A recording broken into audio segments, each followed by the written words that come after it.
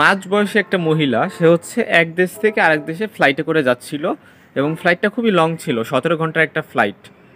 এবং ফ্লাইট চলাকালীন সময় তার কোনো সমস্যা হয় নাই। সে খুব নিরিবিলি ফ্লাইটে ছিল, বইসা ছিল একেবারে, একটু ওঠে নাই বসা থেকে। কিন্তু যখন হুট করে ফ্লাইটটা থামলো, শেষ হইলো, সে যখন নামলো, হাঁটতেছিল, তখন তার শ্বাসকষ্ট শুরু হইলো। এবং শ্বাসকষ্টের পাশাপাশি দেখা গেল যে তার পুরা বডির কালার হচ্ছে কিছুটা ব্লুইশ হয়ে যাচ্ছে, যেটাকে আমরা মেডিকেলের টার্মে সায়ানোসিস বলি।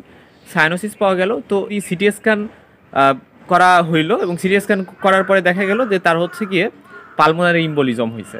সো এটা দ্বারা অ্যাকচুয়ালি কী বোঝায়? এটা দ্বারা বোঝায় যে মহিলাটা যখন বসেছিল অনেক লং টাইম ফ্লাইটে, তখন তার ডিপেন্ডেন্ট যে পার্ট, স্পেশালি লেগের ওই জায়গায় হচ্ছে গিয়ে ক্লট জমা শুরু করছিল। এবং এই ইমোবিলাইজেশনের কারণে, লং টাইম ইমোবিলাইজেশনের কারণে কোনো চলাফেরা করে নাই।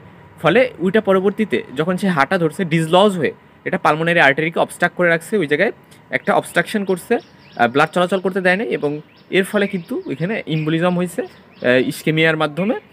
এবং এটা কিন্তু একটা অবশ্যই একটা মানে সিভিয়ার কন্ডিশন। অবশ্যই প্রপারলি ইন্টারভেনশন যদি না নেওয়া হয়, টাইমলি যদি ম্যানেজমেন্ট না করা হয়, তাহলে খুবই ডেঞ্জারাস এটা হইতে পারে। ঠিক আছে, এই জন্য কী করা উচিত? যদি লং টার্ম কোথাও বসে থাকা হয়, ঠিক আছে, তাহলে অবশ্যই এই যে ফ্লাইটের মতো কেসগুলোতে অবশ্যই পাটা একটু নাড়াচড়া করা, লেগটা, এবং মাঝে মধ্যে একটু ট্রাই করা, যে কোনো ব্রেক থাকলে একটু হাঁটা চলা করা, ঠিক আছে, একভাবে এক ওয়েতে বসে না থাকা, তাহলে কিন্তু এগুলো থেকে রেহাই পাওয়া যাবে।